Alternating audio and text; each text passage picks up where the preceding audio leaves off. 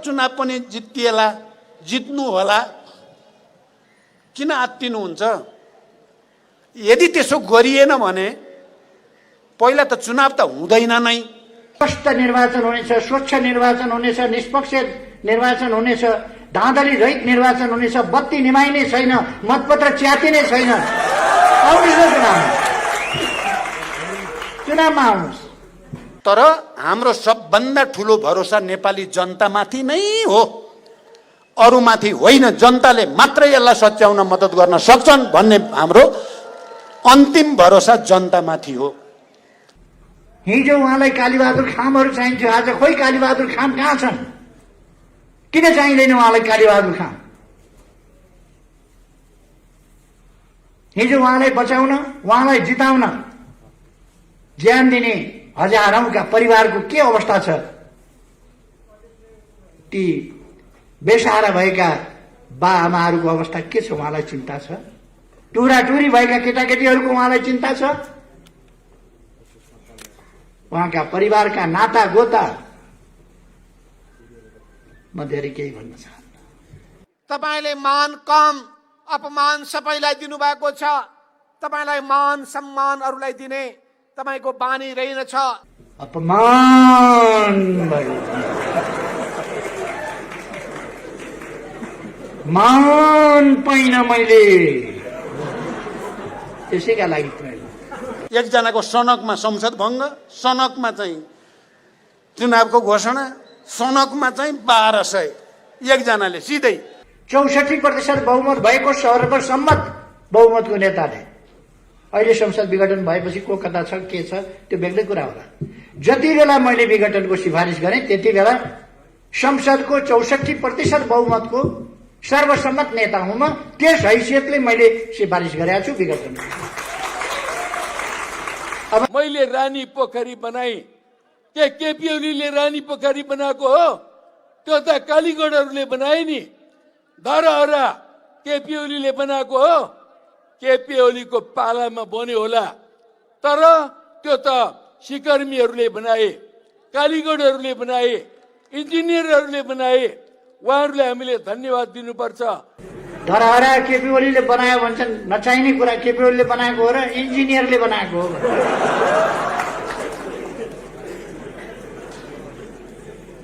उहाँलाई के थाहा रहन्छ भने इन्जिनियरले डकर्मीको काम गर्दैन, त्यो त नापजोख गर्ने मात्रै हो।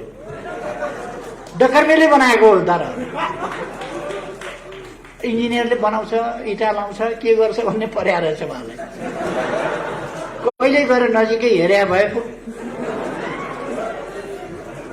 कमरेड केपी ओली गणतन्त्रवादी आन्दोलनको पक्षमा हुनुहुन्थेन।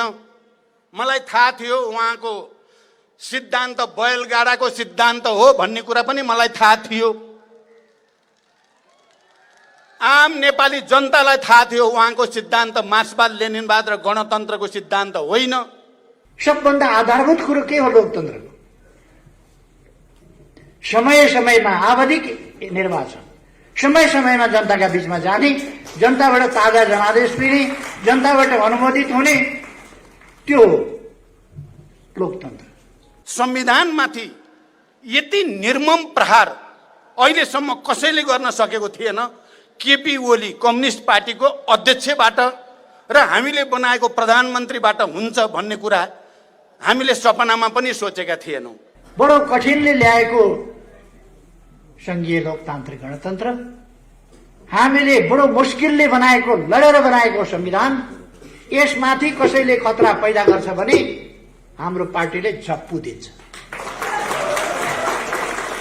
त्यो कुरा सही हुँदैन हामीलाई।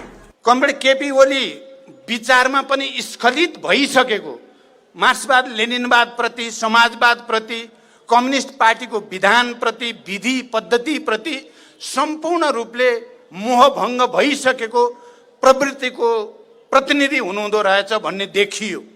प्रतिस्पर्धा एकपल्टको नगर्ने, प्रतिस्पर्धासँग डराउने, प्रतिस्पर्धा गर्नु पर्यो भने हार्ने, हारेपछि मतपत्र च्यात्ने, त्यो इतिहासबाट आएको हो केपी ओली। केपी ओली चुनाव बनाउँछ, संसदीय दलको नेता चुनावबाट भएको। मलाई पदको लोभ छैन, जस्तो पदको लोभ होइन। तर मलाई उधार हुँदैनन् नगदा अरू सबैको खिसी टिहुरे गर्ने मात्रै तपाईमा गलत प्रवृत्ति रहेछ। तपाईमा लोकतान्त्रिक आचरण रहेनछ, कम्युनिस्ट आचरण रहेनछ। माधव नेपालजीको सम्बन्धमा त मलाई खास टिप्पणी नै गर्नु पर्ने छैन, किनभने उहाँ प्रचण्डको एउटा मामुली कार्यकर्ता हो। उहाँ कार्यकर्ता हुन जानुभएको छ। मैले लड्नु छ भने एउटा अशक्त कमजोर रोगीसँग लड्न चाहन्न। अलिक मजबुत पाखुरा भएको बलियो राम्रै मसलदार खेल्न जानेकैसँग खेल्न मजा आउँछ। त्यसकारण सुस्वास्थ्य रहु हुन्छ। उहाँले भन्ने गरेको लोकतन्त्र पनि कति निरङ्कुश खालको रहेछ भन्ने कुरा अहिले प्रतिनिधि सभा जसरी उहाँले विघटनको सिफारिस गर्नुभयो र जसरी त्यसलाई घोषणा गरियो त्यसबाट उहाँ लोकतन्त्रवादी होइन, उहाँ एउटा निरङ्कुश तानाशाह हो जसले यो देशलाई भडखारोमा हाल्न चाहेको छ भन्ने कुरा प्रमाणित भएको छ। कमरेडहरू र मित्रहरू, त्यस्ता झस्काहरू मान्छेलाई छन्, तर त्यति बेला कुखुरा खाने स्याल थियो। कुखुरा खाने स्याल भएका बेला कुखुरा हरायो भनेर स्याल नभएपछि अब कुखुरा हराउँदैन। केपी ओलीलाई पार्टीबाट निकाल्यौँ भन्ने घोषणा गर्नु उहाँले दिएको सदस्यता हो र मलाई।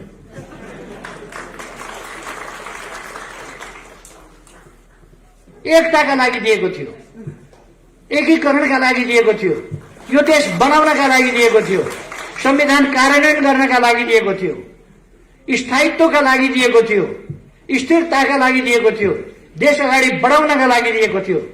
तर उहाँहरूले त्यो बहुमत आफ्ना स्वार्थका लागि प्रयोग गर्नुभयो। छोरी जिताउन नसकेपछि मतपत्र च्यातेर प्रजातन्त्रको धुजा पार्न, त्यसका लागि तपाईँ काङ्ग्रेसमा जानुभएको थियो। तपाईँ कङ्ग्रेससँग मिलेर चुनाव लडेको थाहा छ हामीलाई। छोरी जिताउन नसकेपछि मतपत्र च्यातेर प्रजातन्त्रको धुजा पार्न, त्यसका लागि तपाईँ काङ्ग्रेसमा जानुभएको थियो। खासै उपलब्धि केही पनि भएन। हामी मिलौँ, हामी मिलेर अगाडि जाउँ। हाम्रा संविधानको सर्वोच्चताका नीतिहरू, हाम्रा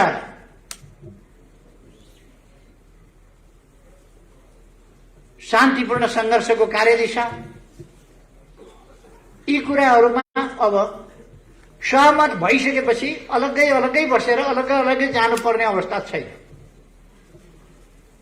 यो लोकतान्त्रिक प्रणाली मानिसकेपछि, यो संविधान बनाइसकेपछि, यस संविधान अनुसार अगाडि बढ्ने भइसकेपछि फरक फरक बसिरहनुको आवश्यकता छैन। मिलौँ, चुनावमा मिलेर लडौँ भन्ने कुरा उहाँलाई असाध्यै राम्रो लाग्यो, सुनौ लाग्यो। अझ मैले भनिदिएँ, भोलि मिल्नै भएपछि 40% लिनुहोस्। उहाँलाई साह्रै सुन्दर कुरा लाग्यो, साह्रै राम्रो कुरा लाग्यो। हामीले एकताबद्ध भएर चुनाव लड्यौँ। तपाईँहरूलाई थाहा छ, बहादुर भवन भनेको त्यहाँ त्यो कान्तिपथ हुन्छ, जमलभन्दा उत्तर, दरबारभन्दा पश्चिमतर्फ। त्यहाँको बहादुर भवनबाट मङ्सिर 24 गते आएको प्रतिनिधि सभा चुनावको निष्कर्ष, त्यो निष्कर्ष राष्ट्रपति भवन पुग्न फागुन 2 गतेसम्म लाग्यो। पैदल हिँडेर जाँदा 10 मिनटको बाटो,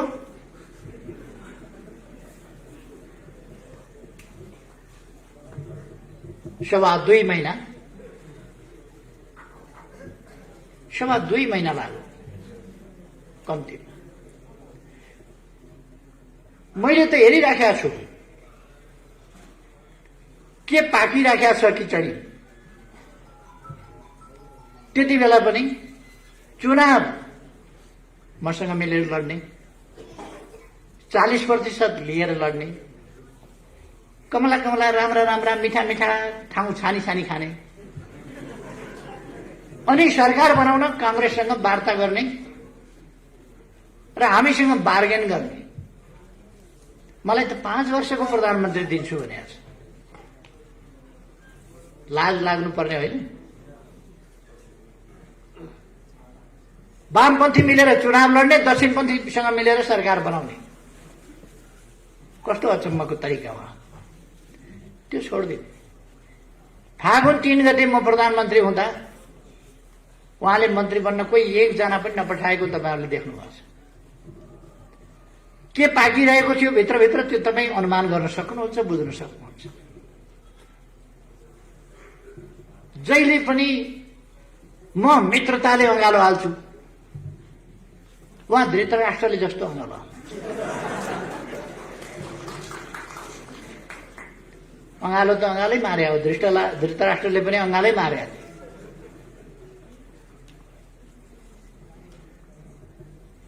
हाम्रो त्यही चलिरह्यो। उहाँको ध्यान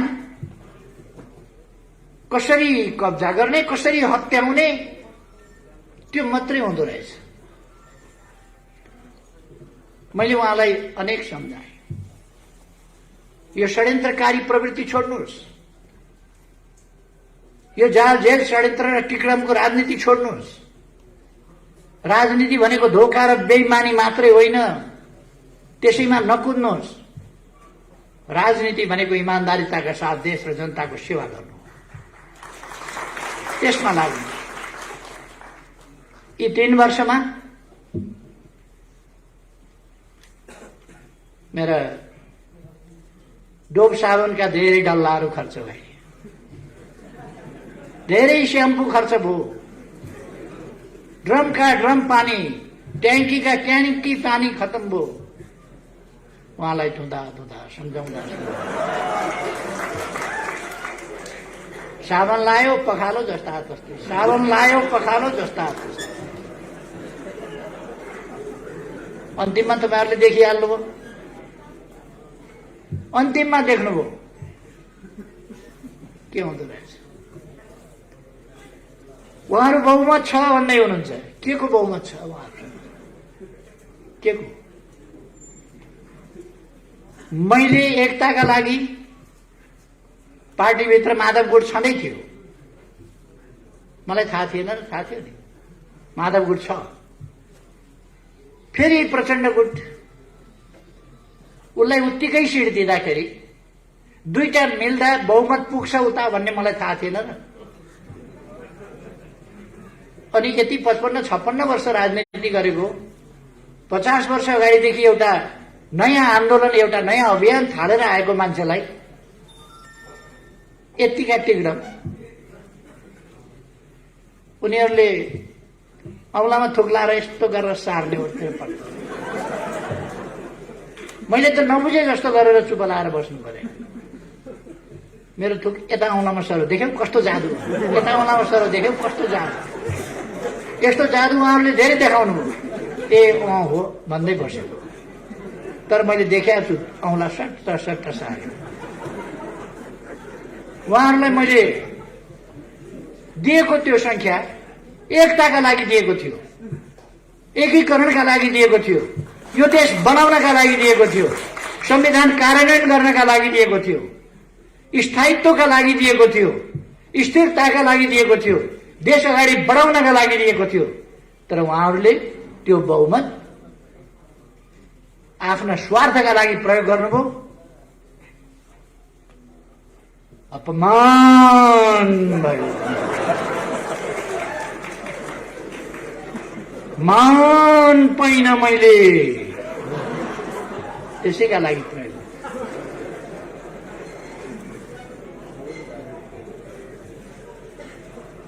कतिपल्ट सम्झौता गर्ने? मेरो एउटा ब्रिफकेस भरिएको छ प्रचण्डसँगका सम्झौताले। कतिवटा सम्झौता गर्ने?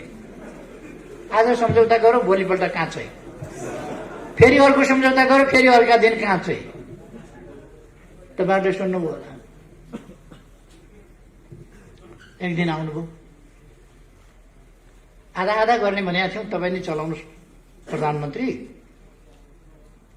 जनताले स्थायित्व चाहेका छन्, तपाईँ नै प्रधानमन्त्री हुनुपर्छ भन्ने चाहेका छन्, त्यो मैले बुझेँ। अहिले म प्रधानमन्त्री हुन खोज्दा राम्रो मानेनन् जनताले। मलाई कार्यकारी अध्यक्ष दिएर काम गर्न दिनुहोस् पार्टीमा। तपाईँ नै अध्यक्ष प्रधानमन्त्री भएर चलाउनुहोस्। प्रथम अध्यक्ष त तपाईँ हुँदै हुनुहुन्छ। उहाँले आफैले भन्नुभयो। मैले भने सचिवालयमा बैठकमा राख्नुहोस् प्रस्ताव। उहाँले आफै सचिवालयको बैठकमा प्रस्ताव राख्नुभयो। मैले हुन्छ भन्ने। भोलिपल्ट मैले गल्ती गरेछु कि क्या हो कामरेड भन्नु। गल्ती गर्नुभयो भने फेरि अर्को दिन सही निर्णय चाहिँ प्रस्ताव राख्नुहोस्, सच्याउनुहोस्। के निर्णय चाहिएको छ त्यो सच्याउनुहोस्। महाधिवेशन अलिक अगाडि नै गर्नु पर्यो। जहिले सकिन्छ तैले गरौँ नि त। जहिले सकिन्छ तैले गरौँ भनेपछि गत वर्ष माघ 14 देखि 19 सम्म भएको केन्द्रीय कमिटिको बैठकले आगामी महाधिवेशन 77 साल चैत 25 गतेदेखि 30 गतेसम्म हुने भन्ने फैसला गर्यो। उहाँकै अध्यक्षतामा म बैठकमा पनि बसेको थिएँ। उद्घाटनमा आएँ, समापनमा आएँ, बाँकी उहाँलाई छोडिदिएँ। उहाँले नै सबै पास गराएको। फेरि पास भइसकेपछि विधान संशोधन गरियो। नछापो कि क्या हो यो विधान? पारित गरिसकियो, केन्द्रीय कमिटीबाट पारित गरिसकियो। उहाँहरू अर्कै गुटबन्दीमा लाग्नु पदका लागि। जता जानुपर्ने त्यता उहाँहरू कहिल्यै हिँड्नु भएन। 3 महिनाभित्र टुङ्ग्याउने एकीकरण भनेको 2.5 वर्षमा टुङ्गिएन। त्यता विचारै गर्नुहुन्न। सरकार असफल भयो कराएको कराई गर्नुहुन्छ। संवैधानिक आयोगहरूमा मान्छे नियुक्ति गर्न बैठकै बस्न मान्नुहुन्न।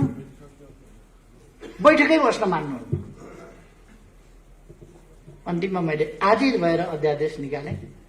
अब मान्छु, अब खुरुखुरु सहमति साथ गर्ने भन्नु। फिर्ता लिइदिनुहोस्, मान्ने अब सहमति साथ। फिर्ता लिएका भोलिपल्टबाट फेरि छैन। यसपल्ट फेरि मैले अध्यादेश जारी गर्नै पर्ने भयो।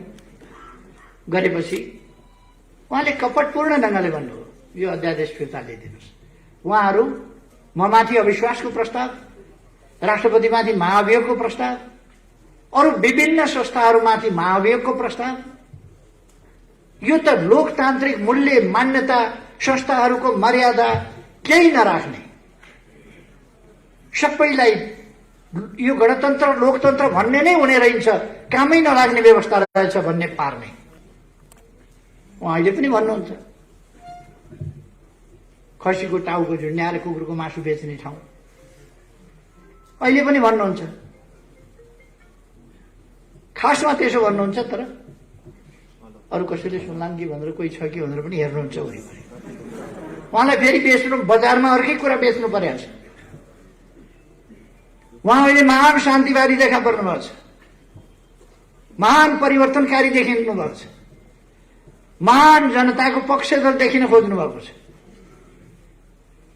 उहाँले युवाहरूलाई सेन्टिमेन्टमा ल्याएर आन्दोलनमा होमेर कतिका हात छैन, कतिका खुट्टा छैन, कति शरीरमा गोली बोकेर कसैको कम्मरको ढाडको हड्डी खुस्किएको छ, भाँचिएको छ, बिस्तारा परेका छन्। त्यस्तो जिन्दगी बिताउन कति कठिन हुन्छ उहाँलाई के थाहा? उहाँ त आफ्नो पोस्टका लागि मरिमेट्नु भएको छ, आफ्ना परिवारका लागि मरिमेट्नु भएको छ। मैले धेरै भनिरहनु पर्दैन। त्यही उहाँको आत्मकेन्द्रित स्वार्थी प्रवृत्तिका कारणले उहाँ अत्यन्त देशप्रति गैर जिम्मेवार हुनुहुन्छ, जनताप्रति। हिजो आफूलाई साथ दिने साथीहरू, लड्ने बेलामा युवाहरू चाहिए।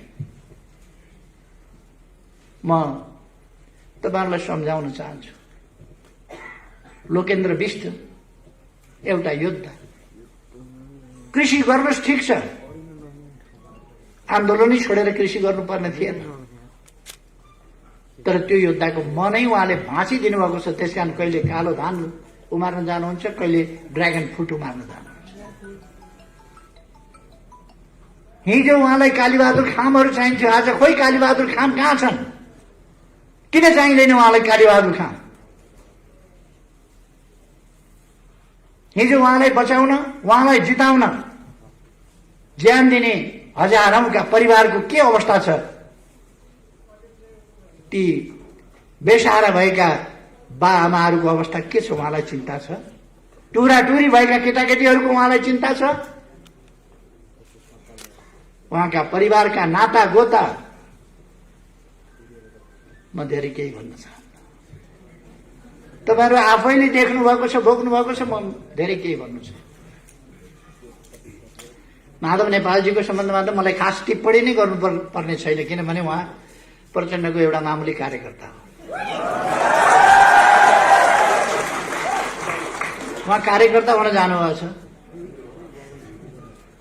मलाई पदको लोभ छैन, म अरू जस्तो पद लोभ होइन, तर मलाई उधार हुँदैन, नगदी हात उधार म पत्याउँदिन, हाताहाती चाहिन्छ नगद। नगद के रहेछ भने त द्वितीय अध्यक्ष, द्वितीय एउटा खास परिस्थितिमा हामीले दुईटा अध्यक्ष बनाएका थियौं। एमालेको अध्यक्ष, माओवादीको अध्यक्ष, दुईटा मिलाएर अध्यक्ष बनाएका थियौं। दुईटा अध्यक्ष त्यसरी हामीले आन्दोलनलाई एकीकृत गर्नका लागि, आन्दोलन फुटाउन पनि दुईटा तीनटा अध्यक्ष चाहिन्छ, जुटाउन पो हामीले बनाएका थियौं। त फुटाउन पनि दुईटा तीनटा अध्यक्ष किन चाहियो? तर मन भनेको अचम्मकै हुँदो रहेछ। न सभापति हुन पाउने हो, सभापति पनि प्रचण्डले चलाउने हो। छेउमा बस्न पाएकै थियो, फेरि सभापति अध्यक्ष नै नहुने किन हो त्यो चाहिँ मैले बुझेको छु। उहाँको बारेमा म कुनै कमेन्ट गर्दिनँ, बिचरा दुखी मनमा हुनुहुन्छ, दुखी मन। उहाँको मैले खास कमेन्ट गर्नु छैन। अलिक पछि समय कति लाग्छ म भन्न सक्दिनँ। उहाँहरू हुन त उहाँहरूले वैशाखबाट ओली सिद्धियो भन्नुभएको छ।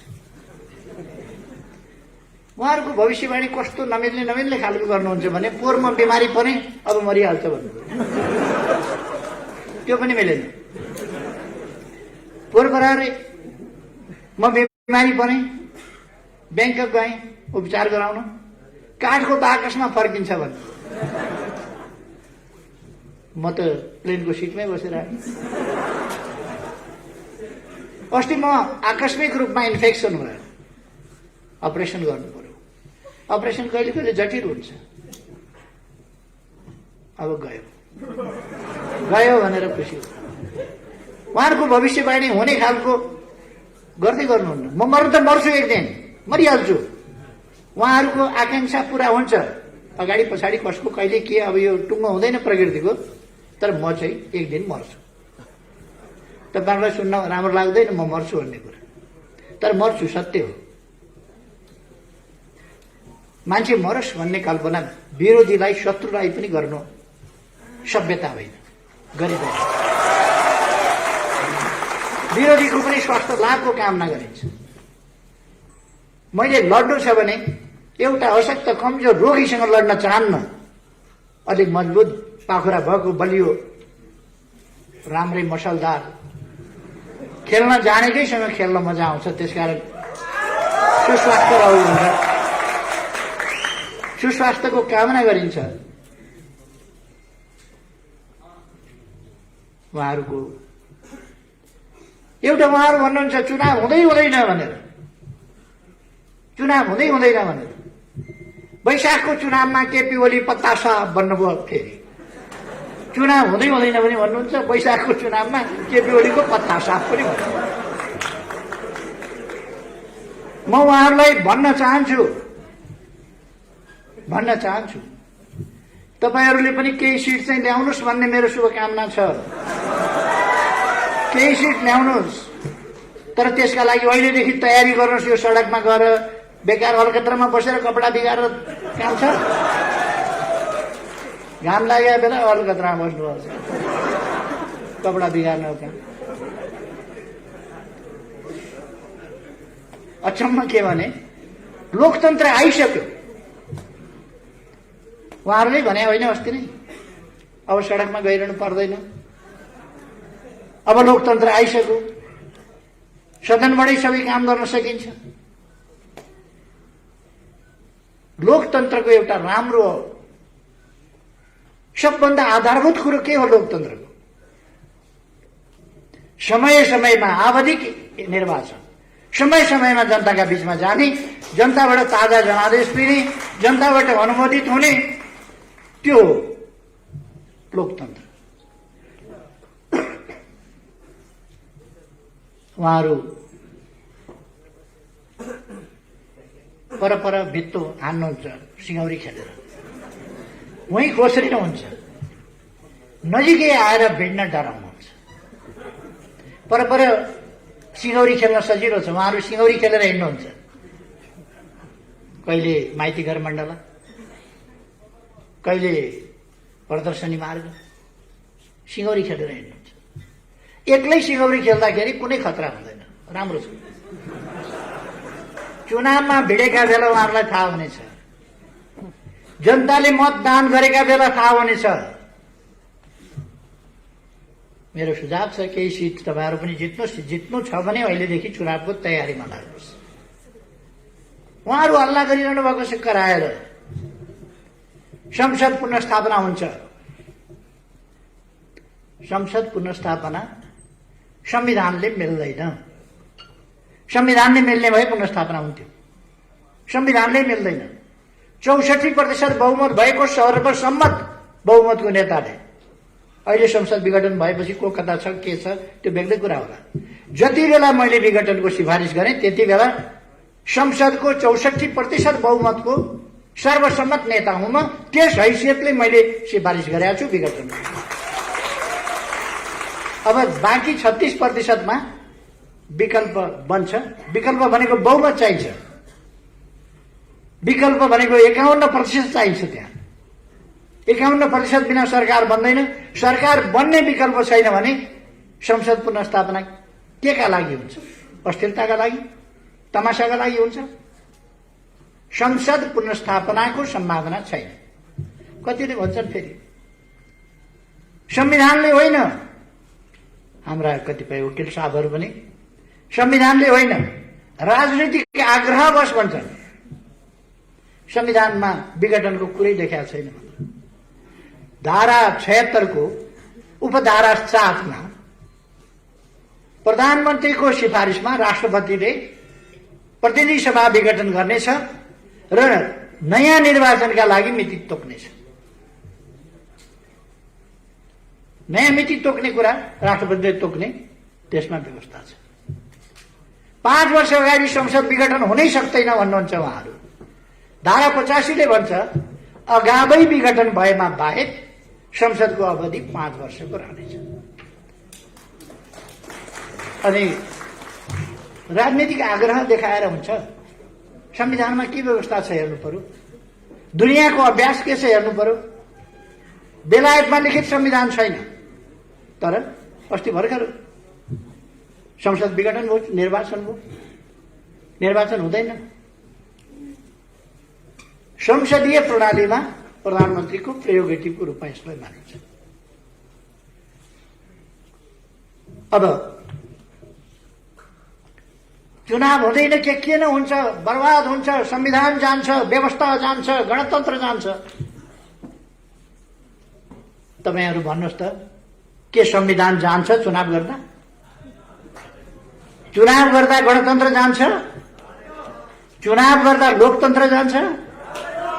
केही पनि जाँदैन। चुनाव गर्दा लोकतन्त्र मजबुत हुन्छ, जनताले आफ्नो ताजा फैसला दिन्छ। र साथीहरूलाई म भन्न चाहन्छु, तपाईहरु ढुक्कले यो देशलाई अन्धकारमा पर्न नदिने, अलमलमा फस्न नदिने शक्ति हामी हो। हामीले अलमलमा फस्न दिनु हुँदैन। हामी नभएको भए म तपाईहरुलाई भन्न चाहन्छु, हामी नभएको भए संविधान बन्दैन थियो। तपाईँ हामीले देखाएको छैनौँ कसरी हामी अड्नु परेको थियो, कसरी हामीले अरूलाई अडाउनु